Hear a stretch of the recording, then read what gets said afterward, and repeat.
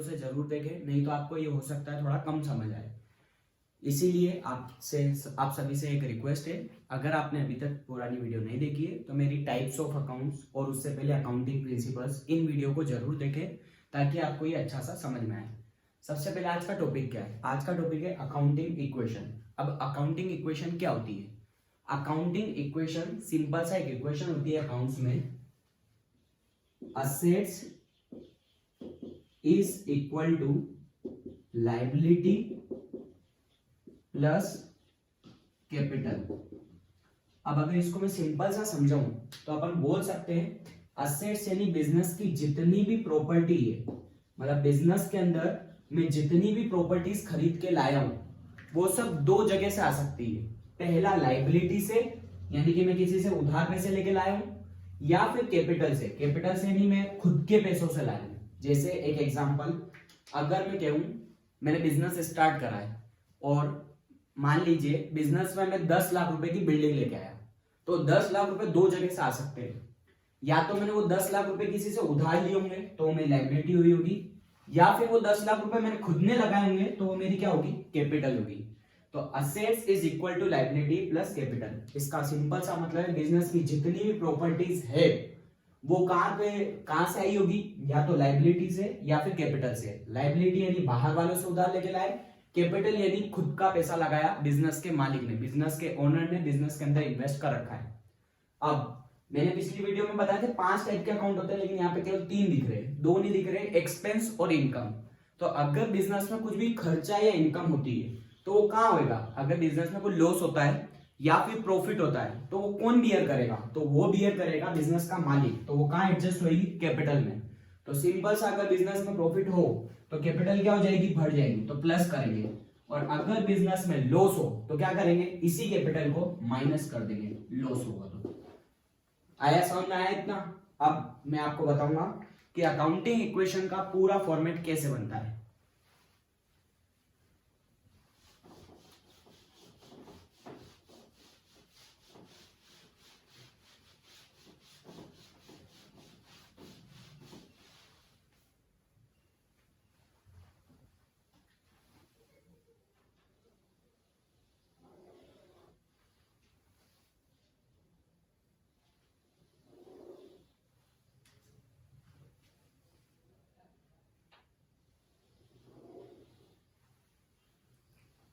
सबसे पहले आएगा सीरियल नंबर, मतलब जो मैं ट्रांजैक्शन लिख रहा हूं उसका क्या सीरियल नंबर है। फिर आएगा मेरी सारी ट्रांजैक्शंस, मैं क्या ट्रांजैक्शन कर रहा हूं वो। उसके बाद आएगी यहां पे सारी असेट्स, और ये जो असेट्स है ये इक्वल होती है कैपिटल प्लस लायबिलिटीज के। अब जैसे मान लीजिए मैं शुरू से कुछ इक्वेशन बताता हूं आपको, कुछ ट्रांजैक्शन उनकी इक्वेशन कैसे बनानी है। जैसे एक एग्जांपल, मान लीजिए मैंने बिजनेस स्टार्ट करा, शुरू में कोई सा भी बिजनेस, मान लीजिए मैंने मोबाइल का बिजनेस स्टार्ट करा, और मैं बिजनेस के अंदर एक तो मेरी 10 लाख रुपए की कोई बिल्डिंग थी वो लेके आया, और 5 लाख रुपए बिजनेस चलाने के लिए कैश लेके आया। तो सबसे पहले तो बिजनेस में सोचो असेट्स, लायबिलिटी और कैपिटल, तीनों में से क्या क्या आ रहा है। तो मैंने बोला 2 असेट लाए मैं, असेट यानी प्रॉपर्टी, एक तो मैं क्या लाया? बिल्डिंग, और एक क्या लाया? कैश। तो असेट्स के अंदर उनका नाम लिख दो। सबसे पहले बिल्डिंग लाया तो बिल्डिंग, प्लस दूसरी क्या लाया मैं? कैश। ठीक है। अब पहली यहां पे सीरियल नंबर आएगा पहला, और ट्रांजैक्शन क्या करी मैंने? तो बीइंग बिजनेस started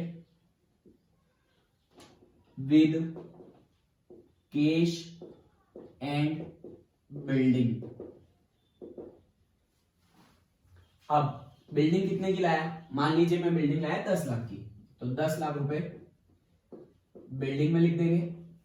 कैश भी आया तो प्लस कर देंगे कैश, कितना? 5 लाख। अब ये तो असेट्स आई वो। अब सोचिए ये जो मैं एसेट्स लाया ये कौन लाया? मैं खुद के पैसे से लाया या फिर लायबिलिटी लेके? तो ये मैं खुद लाया था, तो ये क्या होगा? मेरी कैपिटल को बढ़ा देगा। अब मेरे बिजनेस में कितने रुपए की कैपिटल लगाई, तो पूरे 15 लाख रुपए की, तो मेरी कैपिटल कितनी हो जाएगी, 15 लाख। तो अब अगर अपन लेफ्ट हैंड साइड को और राइट हैंड साइड को अगर कैलकुलेट करें तो दोनों साइड क्या होगी, इक्वल होगी। तो ये क्या है, फर्स्ट अपनी अकाउंटिंग इक्वेशन है। अब मान लीजिए मैंने वापस से सेकंड ट्रांजैक्शन करी, जैसे मान लीजिए अब मैंने वापस से सेकंड ट्रांजैक्शन में मैं परचेज कर रहा हूं, परचेज गुड्स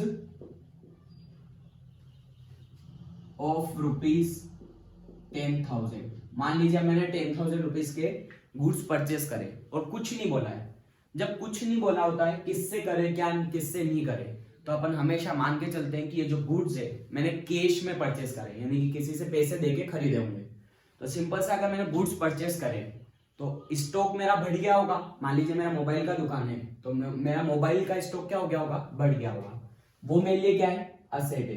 तो मैं एक और असेट क्या कर दूंगा, ऐड कर दूंगा, स्टॉक। ठीक है। अब सोचिए मैंने गुड्स परचेस करे तो मेरी असेट्स कौन सी आई, बढ़ी या कम हुई क्या, तो स्टॉक मेरा बढ़ा तो सबसे पहले तो मैं स्टॉक को बढ़ा दूंगा प्लस 10,000 का स्टॉक बढ़ गया। अब सोचिए दूसरी चीज, कोई असेट कम हुई या फिर कोई लायबिलिटी या कैपिटल बढ़ी। तो अगर मैंने गुड्स खरीदे और बदले में कैश दिया है तो कैश गया भी तो होगा।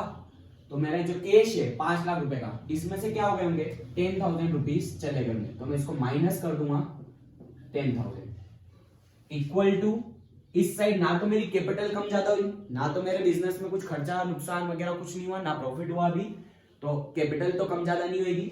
और अभी तक मैंने किसी से उधारी भी नहीं ली है तो मेरी लायबिलिटी भी नहीं बढ़ेगी। तो इस साइड में कुछ भी नहीं होगा, तो इस साइड 0 कर दो। अब वापस से अगर अपन लेफ्ट और राइट को देखें तो दोनों साइड 0 हो रहा है।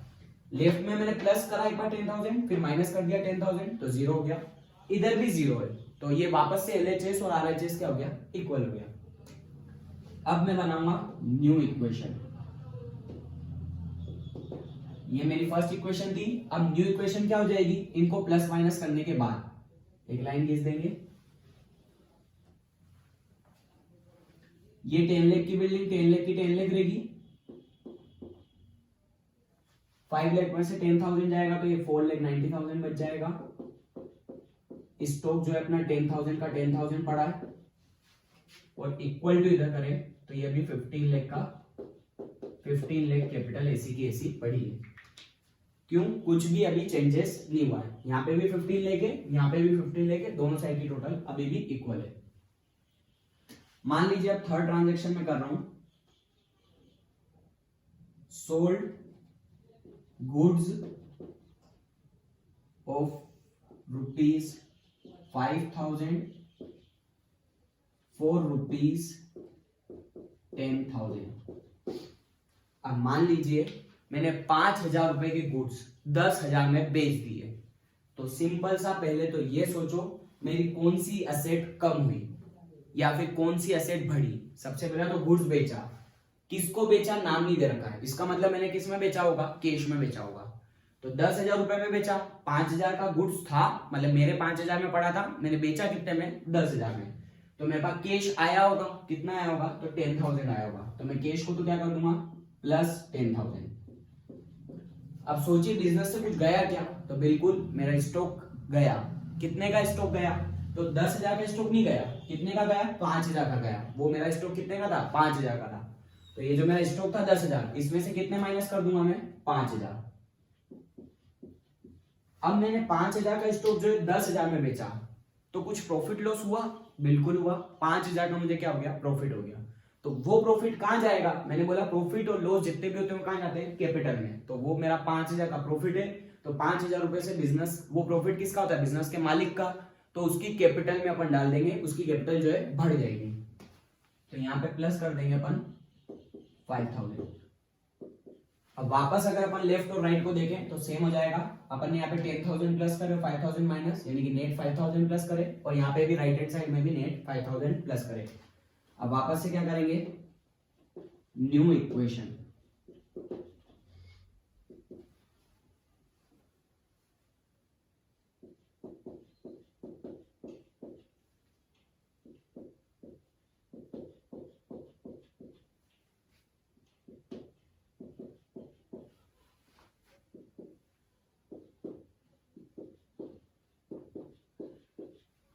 अब मान लीजिए ऐसा दे रखा है फोर्थ इक्वेशन में,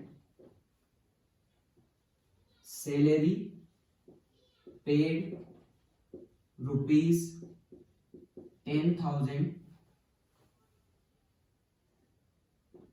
इंक्लूडिंग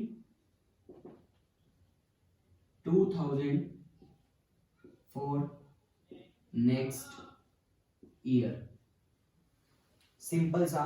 अब अगर मैं बोलूं आपको, अपन ने सैलरी पे करी 10,000 रुपीज की अपने स्टाफ को, और उसमें से 2,000 रुपीज की जो सैलरी है वो नेक्स्ट ईयर के लिए। तो अगर अपन नेक्स्ट ईयर की सैलरी या फिर नेक्स्ट ईयर का कोई भी एक्सपेंस एडवांस में पे कर देते हैं तो उसको हम बोलते हैं प्रीपेड एक्सपेंस। ये चीज मैंने अपनी पुरानी वीडियो में भी बता रखा है, तो उसे हम बोलेंगे प्रीपेड एक्सपेंस। और मैंने अपना एक्सपेंस जो है एडवांस में पे किया है, तो उसका बेनिफिट मैं कब लूंगा? अगले साल लूंगा। तो ऐसे खर्चे जिनका बेनिफिट अपने को इस साल नहीं अगले साल मिलता है, उनको हम क्या बोलते हैं? हमारी असेट बोलते हैं। तो प्रीपेड एक्सपेंस जो है वो मेरी क्या हो जाएगी? असेट हो जाएगी। तो मैं एक नई असेट बना दूंगा, प्रीपेड सैलरी। अब 10,000 में से नेक्स्ट ईयर के लिए कितनी है? 2,000। तो मेरी असेट बन जाएगी 2,000। 2,000 तो क्या हो गई? मेरी प्रीपेड सैलरी नाम की असेट बन गई।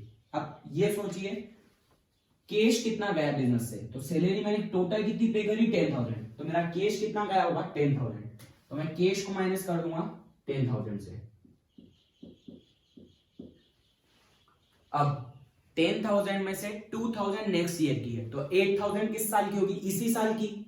और इस साल का कोई खर्चा मैं पे करता हूं तो वो मेरा क्या होता है? एक्सपेंस होता है। और अगर बिजनेस में खर्चा हुआ है, तो अगर प्रॉफिट बिजनेस के मालिक को मिल रहा था तो खर्चा भी कौन बियर करेगा? बिजनेस का मालिक। तो वह 8,000 का जो एक्सपेंस हुआ उससे मैं बिजनेस के मालिक की कैपिटल को जो है कम कर दूंगा। तो 8,000 इसमें से क्या हो जाएंगे? माइनस हो जाएंगे। और कुछ भी माइनस की चीज हो तो आप उसको माइनस में भी लिख सकते हैं, और ज्यादातर कोशिश कीजिएगा अकाउंट्स में माइनस ना लिख के उसको ब्रैकेट में लिखिएगा। तो जैसे जो जो भी चीजें माइनस की उसको कोशिश कीजिएगा ब्रैकेट में लिखने की कोशिश कीजिएगा। अब वापस से एक नई इक्वेशन बनाएंगे। पहले तो ये देख लीजिए वापस से लेफ्ट और राइट इक्वल हो रहा है ना। यहाँ पे मैंने 10,000 माइनस करे और 2,000 प्लस करे, यानी कि नेट 8,000 माइनस हुए, और राइट हैंड साइड में भी 8,000 नेट माइनस हुए।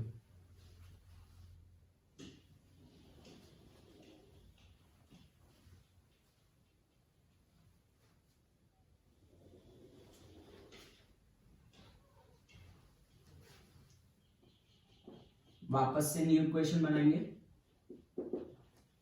ये 10 लाख का 10 लाख ऐसा कैसा आ जाएगा? 5 में से 10,000 लेंगे तो कितना बचेगा? 4,90,000। ये 5,000 का 5,000। प्रीपेड सैलरी कितनी आ जाएगी? 2,000 इज इक्वल टू, ये कैपिटल कितनी हो जाएगी? अब 15 लाख 5,000 में से 8,000 जो है चल जाएंगे, तो ये बचेगा 14,97,000। और इस साइड की भी अगर अपन टोटल करेंगे तो वो भी कितनी होगी? 14,97,000। तो वापस से लेफ्ट और राइट की टोटल क्या होगी? मैच होगी। ऐसे हम जितनी भी ट्रांजैक्शन करेंगे उन सब में क्या होगा? लेफ्ट और राइट साइड की जो में टोटल है वो हमेशा मैच हो जाएगी। जैसे कि एक और एग्जांपल और दे देता हूं मैं। मान लीजिए अब इस बार हम गुड्स परचेस करते हैं, मान लीजिए गुड्स परचेस करते हैं हम क्रेडिट पे, गुड्स परचेस्ड फ्रॉम राम, और वैल्यू दे रखी है मान लीजिए 5,000। मान लीजिए अब अपन ने गुड्स परचेस किए राम से 5,000 रुपीज के। अब जब क्वेश्चन में केवल ये दे रहे गुड्स परचेस किए और किसी पर्सन का नाम दे दे और ये नहीं बोले कि कैश में किए या क्रेडिट में किए, तो अपन मान के चलते हैं कि वो जो गुड्स है वो परचेस किस पे किए होंगे? क्रेडिट पे किए होंगे।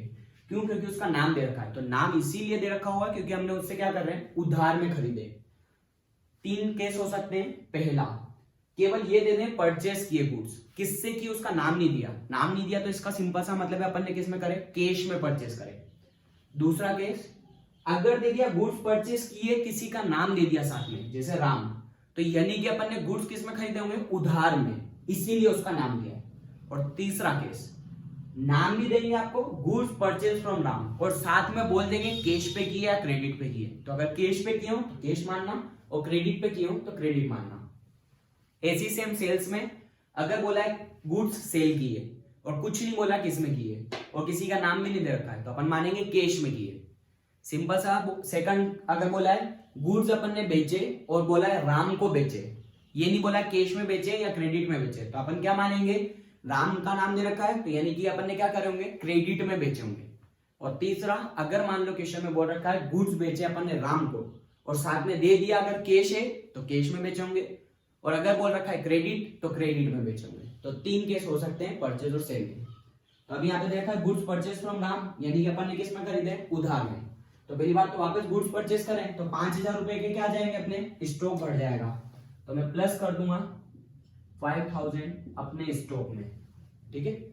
और गुड्स परचेज करें राम से उधार में, तो कैश गया क्या, कैश तो गया नहीं, उल्टा मेरी क्या हुई, उधारी बढ़ गई। उधारी जो बढ़ जाती है तो अब मेरे ऊपर एक लाइबिलिटी है कि मुझे उसको पैसे लौटाने पड़ेंगे, कब, फ्यूचर में। आज नहीं दिए तो कब दूंगा, फ्यूचर में, तो वो मेरी क्या हो जाएगी, लाइबिलिटी हो जाएगी। तो अब 5,000 के गुड्स परचेज करें, फ्यूचर में पैसे भी कितने दूंगा, 5,000।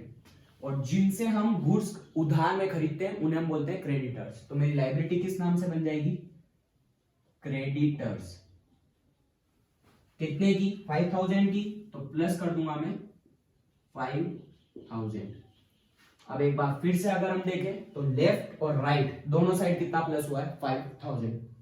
वापस से क्या करेंगे, न्यू इक्वेशन बना लेंगे।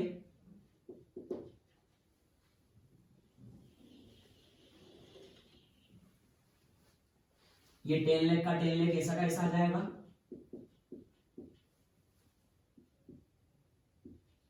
ये 4,90,000 आ जाएगा, प्लस 10,000 और प्लस 2,000।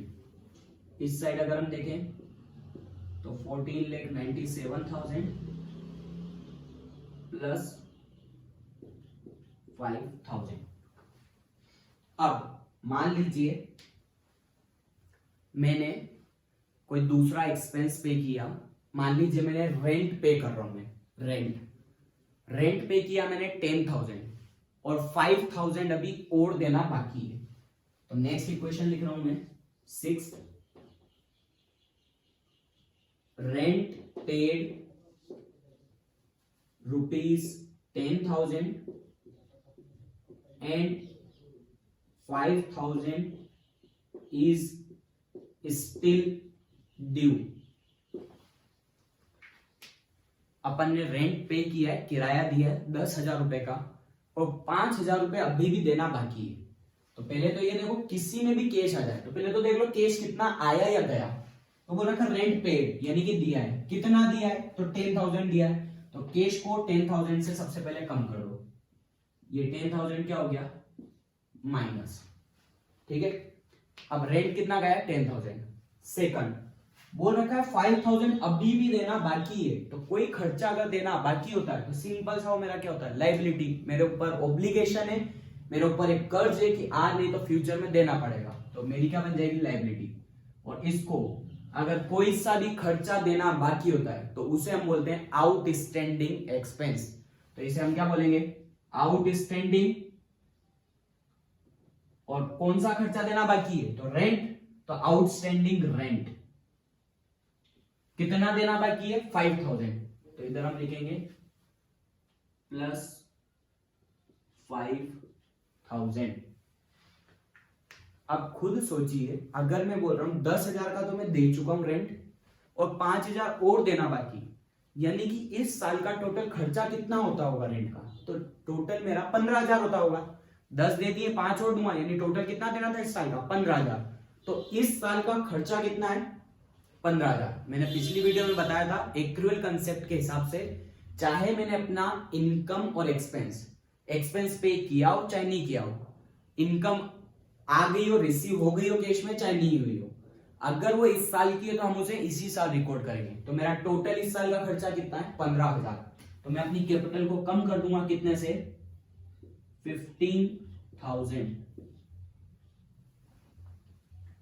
अब वापस से अपन न्यू इक्वेशन बनाएंगे, न्यू इक्वेशन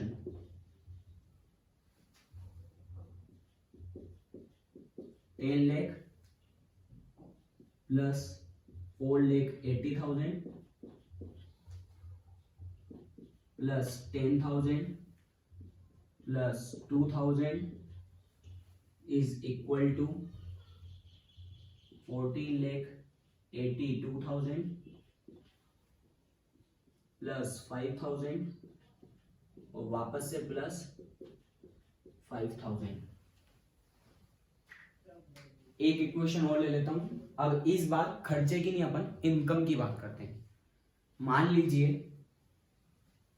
इनकम के अंदर मैंने किसी को बिजनेस में ही पैसे दे रखे थे, उसके ऊपर मुझे कहीं से इंटरेस्ट आ रहा है, ऐसा मान लीजिए। उसमें बोला है आपको कि 10,000 का इंटरेस्ट तो मैं रिसीव कर चुका हूं और 5,000 का इंटरेस्ट और आना बाकी है। 10,000 तो रिसीव कर चुका हूं, interest received 10,000 and 10,000 is still due. ऐसा बोल रखा है 10,000 का इंटरेस्ट तो रिसीव कर चुका हूं और 10,000 और बाकी है। तो सिंपल सा, सबसे पहले देखो कैश कितना है, कैश कितना है 10,000, तो कैश को प्लस कर दीजिए 10,000, कैश आ गया 10,000।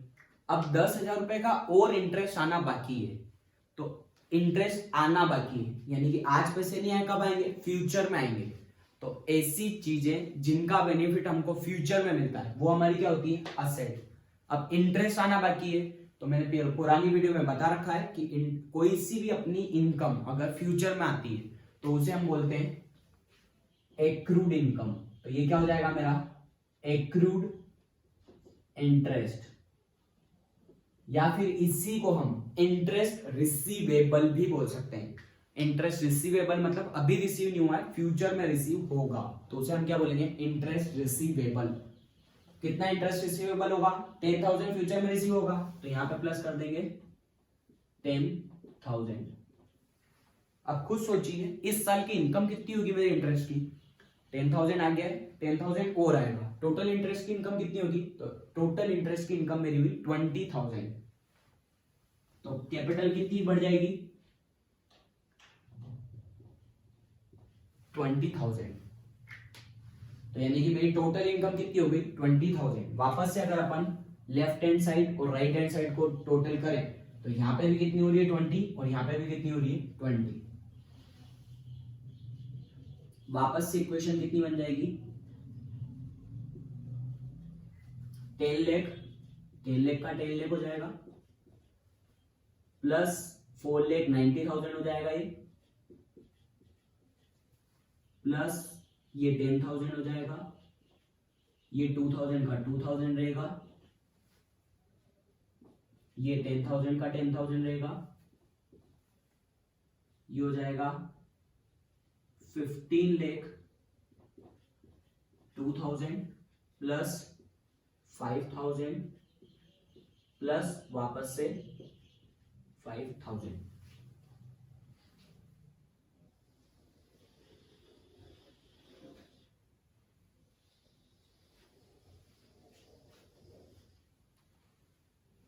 और वापस से अगर हम इन सब की और इन सब की टोटल करें तो ये दोनों साइड की टोटल क्या होगी, वापस से मैच हो जाएगी। और दोनों साइड की टोटल अगर कितनी आएगी ये, तो इस साइड की भी टोटल आएगी 15,12,000 और इसकी भी टोटल आएगी 15,12,000। अपन प्लस करके एक बार देख लेते हैं, 10 lakh plus 490 14,90,000 plus 10,000 15 lakh, 15 lakh plus 2,000 15 lakh 2,000 plus 10,000 15,12,000। इसे इस साइड देखें तो 15,02,000 प्लस 5 तो ये भी कितना हो जाएगा 15,12,000। यानी कि दोनों साइड की टोटल कितनी आ रही है 15,12,000 और इधर की भी टोटल कितनी आ रही है 15,12,000। यानी कि अपन ने कहीं पे भी गलती नहीं करी, दोनों साइड क्या हो गई, मैच हो गई। इसी को बोलते हैं अकाउंटिंग इक्वेशन। इसमें काफी सारी ट्रांजेक्शन है अलग अलग, सब में मेथड सेम है। अपने को सिंपल सा ये सोचना है, असेट बढ़ रही है या कम हो रही है, लायबिलिटी बढ़ रही है या कम हो रही है, या कैपिटल बढ़ रही है या कम हो रही है। प्लस करना हो तो सिंपल सा प्लस का साइन कर दो, माइनस करना हो तो या तो ब्रैकेट में लिख दो या माइनस कर दो। और ध्यान में क्या रखना है, एक तो इसका फॉर्मेट क्या है, सबसे पहले सीरियल नंबर, फिर इतनी सारी ट्रांजेक्शन, फिर असेट्स, फिर कैपिटल प्लस लायबिलिटी। और असेट्स इज इक्वल टू क्या होती है, कैपिटल प्लस लायबिलिटी। हर इक्वेशन में चेक करते जाना कि लेफ्ट हैंड साइड और राइट हैंड साइड इक्वल हो रही है या नहीं हो रही है, क्योंकि क्या होगा, आप शुरू में गलती कर देंगे ना तो पूरी गलत हो जाएगी। इसीलिए कोशिश करना हर बार चेक करते रहो दोनों साइड की टोटल मैच हो रही है या नहीं हो रही है। अगर इस वीडियो में कुछ ऐसा हो जो समझ में नहीं आया तो आप कमेंट करके पूछ सकते हैं। और अगर इसमें आपको कुछ भी ऐसा लग रहा हो कि जो चीज अपन इंप्रूव कर सकते हैं तो आप जरूर उसको कमेंट में बताएं, ताकि मैं अपनी नेक्स्ट वीडियो में उसको पूरा सुधारने की कोशिश करूंगा। एक बार फिर से आप सभी का इस वीडियो को पूरा अंत तक देखने के लिए बहुत बहुत धन्यवाद। अगर आपको ये वीडियो अच्छी लगती हो तो प्लीज अपने फ्रेंड्स के साथ इसको लाइक करवाएं, इसको शेयर करवाएं, इस पे कमेंट कराएं कि क्या क्या इसमें कमियां हैं, क्या क्या सुधार सकते हैं, और क्या चीज आपको इसमें अच्छी लगी वो भी कमेंट करके बताएं। एक बार फिर से आप सभी का इस वीडियो को पूरे अंत तक देखने के लिए धन्यवाद।